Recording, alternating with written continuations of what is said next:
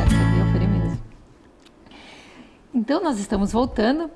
Quem ligou agora, né? Nós estamos falando com a Juciclar e com a Tirzá sobre memória, a importância da memória. Mas, só para dar um recadinho, você não deixe de entrar no nosso site, www.programavivamais.com.br, e continue, né, dando sugestões de pauta, pedindo para as pessoas voltarem, fazendo perguntas, porque se você faz pergunta, a gente traz o convidado de novo e fazemos todas as perguntas que você pede. E assistindo os programas que já passaram, né? Porque todos os programas que nós fizemos estão ali no site. Você clica no Assista Aqui e todos os programas estão lá. Então tem assuntos muito interessantes que você pode assistir de novo. É só entrar no site. Mas, Juciclar, a gente estava falando, quando entramos no comercial, como sobre memória e os vários tipos de memória. Tu estava nos explicando e foi muito interessante os vários tipos de memória. E é importante a gente lembrar de tudo o que acontece na nossa vida? Claro. As pessoas normalmente elas pensam, eu não posso esquecer de nada, né? Se eu esquecer de alguma coisa, a minha memória não está funcionando. Né?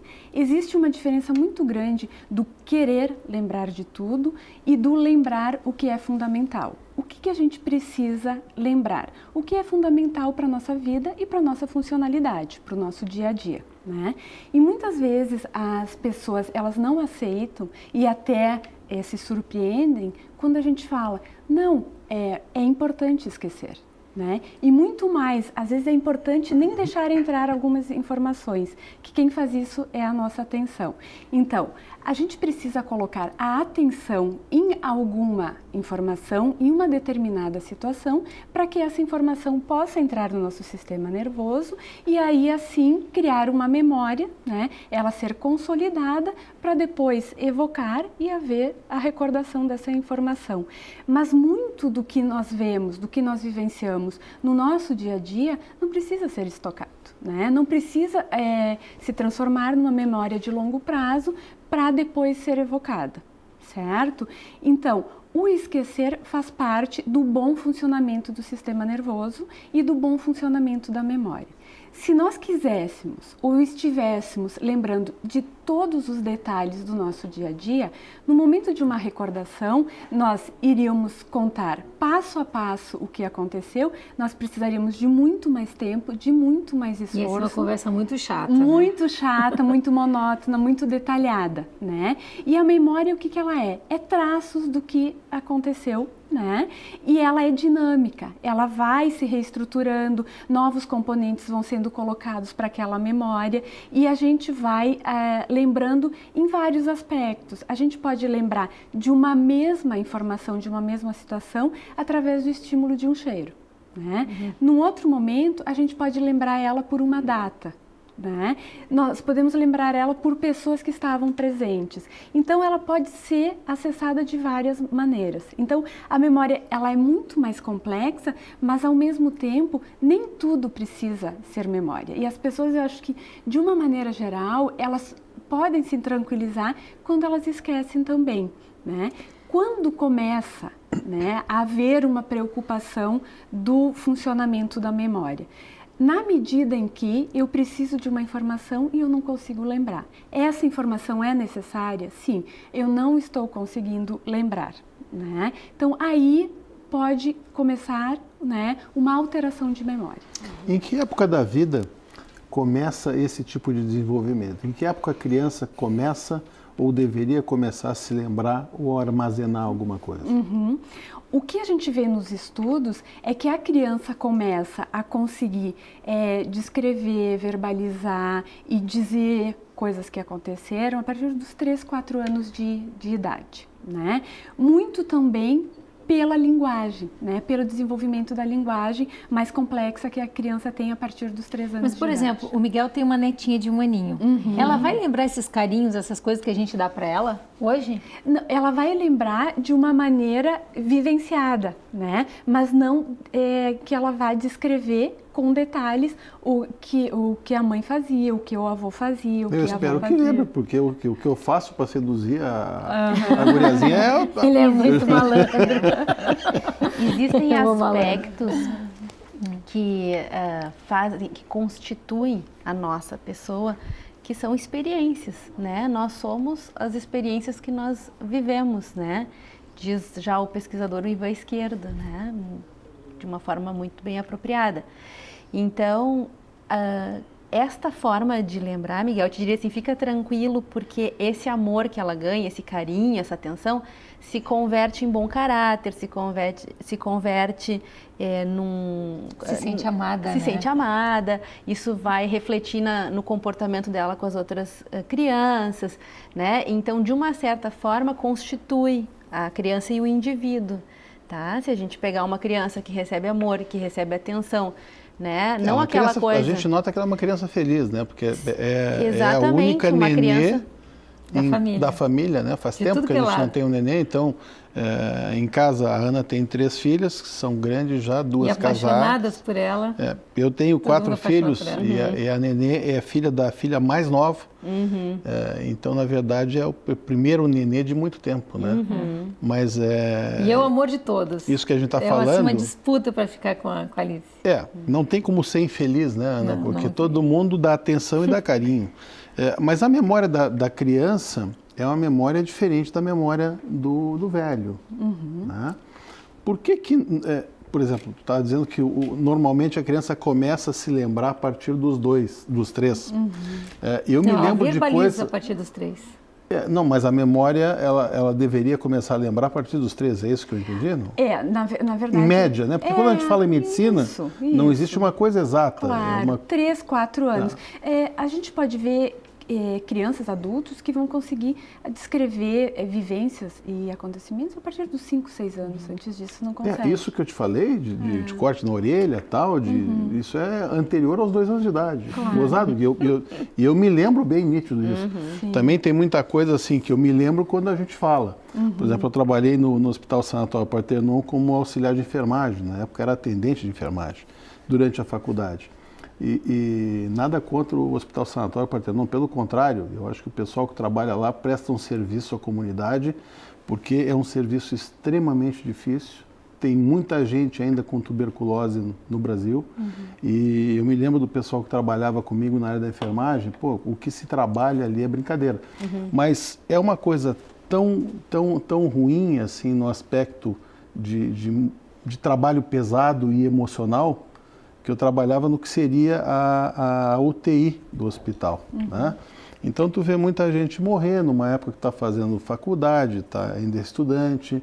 Aliás, mesmo depois de formado, ver gente morrer não é bom nunca. Tem gente que acha que médico, o cara é frio. Não, ninguém gosta de ver ninguém morrer e o médico sofre muito depois, né? Por mais que possa parecer que o cara é durão, que na hora vai dar informação para a família e tal, a gente sofre muito. E imagina como estudante, então, vendo isso acontecer diariamente, que fazia plantão uma noite sim, uma noite não. Gozado que a gente apaga isso da memória. Quer dizer, tu te lembra quando tu fala, é aquilo que tu falou, ficam algumas informações. Então, tu te lembra que não dava para dormir, que o trabalho era pesado e tal, mas tu deleta isso da tua memória, assim como algumas outras coisas que eu acho que deveriam ser deletadas mesmo na vida. Deveria ter um comprimidinho que a gente tomava e dizia assim, olha, eu quero apagar de tal idade a tal idade. Como nos filmes, né? Os filmes Nossa, apresentam isso, né? Mas existe uma seletividade, Miguel, que está falando aí, é uma seletividade, né? Consciente ou inconsciente, a gente armazena uma informação de acordo com a necessidade, com a repetição, com o aspecto emocional que ela nos traz, né? Se é um trauma ou não, né? A memória do velho e da criança é diferente. Eu te diria, as etapas são diferentes, os cérebros, né, estão em momentos diferentes, né? A importância de um determinado estímulo também é diferente, e né? O que a gente pode fazer para a gente não ficar com o cérebro envelhecido e ter uma boa memória por mais tempo? Isso eu acho que é o desejo de todos, né? Essa é uma pergunta bastante frequente, né, no consultório. E as pessoas gostariam de uma resposta bem, né, clara e poder fazer isso. O que acontece? O nosso cérebro, ele não é diferente dos outros órgãos, né? Ele não é diferente da nossa pele, que também envelhece, que dá sinais de envelhecimento, do nosso cabelo, que dá sinais de envelhecimento. Do olho que vai tendo catarata, Exatamente, do ouvido que vai ficando surdo. Exatamente, né? Só que, como tudo, né, até um determinado momento é aceitável. Depois já começa a ser um problema de saúde e precisa ser tratado. O que a gente precisa ter em mente? Quando a gente fala de saúde de uma maneira geral, a gente sabe que o estilo de vida, né, ele influencia muito na forma como o nosso corpo, como a nossa saúde vai se colocando, né, com o passar dos anos. Com o cérebro não é diferente, né? O nosso estilo de vida, né, que começa na adolescência, na vida adulta e depois chegando à velhice, ele vai sim ter um reflexo quando a gente chegar lá nos 60, 70 anos de idade, né? Então, coisas que são para importantes. começar a piorar aos 60. Tá, algumas mudanças, né? O piorar é entre aspas, mas algumas mudanças sim, e alguns ajustes precisam ser feitos. Por exemplo, a atenção, ela começa a mudar, né? A ter uma mudança em torno dos 50 anos. Né? A memória em torno de 60, 65 para 70 anos. A linguagem, ela se mantém um pouco mais, em torno dos 80 anos ela começa a ter uma certa dificuldade. Tá? Mas dificuldades que eu digo, nada que impeçam a funcionalidade da pessoa. O que é interessante e o que os estudos mostram como efetivo, né, para a gente ter um bom envelhecimento cognitivo, né?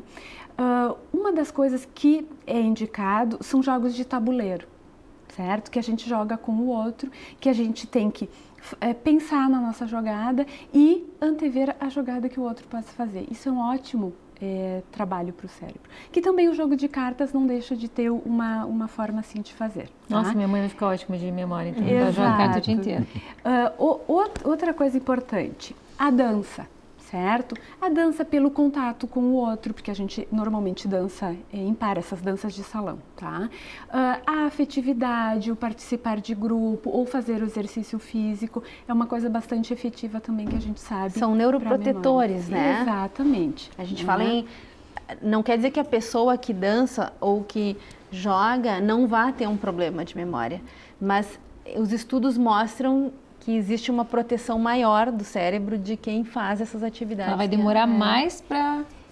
digamos, ela tem mais sinapses, né? Ela tem mais conexões. Ela tem mais gordurinhas, né, para queimar quando chegar a hora de fazer isso, né? E a partir daí, o que acontece? Uma pessoa que tem uma escolaridade maior também, né, ela vai ter uma reserva cognitiva, por quê? Porque ela usou esse cérebro, ela fez mais sinapses, então no momento que ela chegar no envelhecimento, que pode começar a ter um problema de memória, ela também tem mais recursos e vai demorar mais tempo para gastar todos esses recursos. Então passar a vida inteira estudando. É uma boa forma de usar o tempo. Usando o cérebro cognitivamente. Isso não quer dizer que uma pessoa que tenha doutorado está mais protegida de uma pessoa que tenha só uma graduação. Né? O que a gente está falando é de uma continuidade do uso. Leitura é muito indicado, né, para um bom funcionamento cognitivo. Certo? Até porque tem muito a ver também com a herança genética, né? Sim, sim, tem o componente genético. Tem grupos genético. familiares, tem grupos étnicos que a gente sabe que sofrem mais, eventualmente, envelhecimento neurológico do que outros, né? Claro. Alguns mais cedo, outros mais tarde, né? Exato. O que a gente pode, assim, a gente estava falando de coisas que protegem, né? Mas o que a gente pode citar, por exemplo, como algo nocivo, que vai fazer o envelhecimento mais precoce do cérebro? Bom, a gente observa, assim, pessoas que têm uma rotina muito exaustiva, né? Que não intercalam períodos de descanso, tá? Com de trabalho. Pessoas com dificuldade de organizar, né? Então, a sua rotina, dificuldades no sono, tá? Carências nutricionais, né? Problemas metabólicos, problemas hormonais, estresse contínuo, depressão, uso de drogas, Para te dizer alguns, assim, né, alguns dos pontos que a gente observa que podem facilitar ou levar uma pessoa mais facilmente, então, a ter um problema, né, de Uso ordem de drogas, neuropsicológica. Tisa, tem muita gente que assiste o programa, e isso é uma coisa, o uso de droga é uma coisa hoje em dia que independe da idade, né? Eu vejo muita gente, muito vovô, quer dizer, gente da minha idade, que acha que maconha, cheirar de vez em quando, que isso não interfere. O que a gente tem de comprovado nessa área? As drogas, em geral, elas afetam de modo bastante importante o cérebro. E o uso frequente, sem dúvida, leva à lesão de neurônios e de células vizinhas aos neurônios que nutrem, que reciclam, né, os neurônios. Então, eu diria assim que tem algumas drogas que afetam de uma forma mais grave. A gente tem escutado a mídia falando, né, os jornais, que o crack mata, o crack corrói o cérebro, né? Ele é importante e acho que isso deveria ser mais falado até na televisão, porque as pessoas precisam saber do estrago que ele faz no cérebro, né? E realmente, quando eles dizem crack não tem volta mesmo, porque a lesão é bem extensa, rápida e grave, né? Outras drogas, elas têm, com o uso contínuo, também um efeito bastante prejudicial, como a maconha.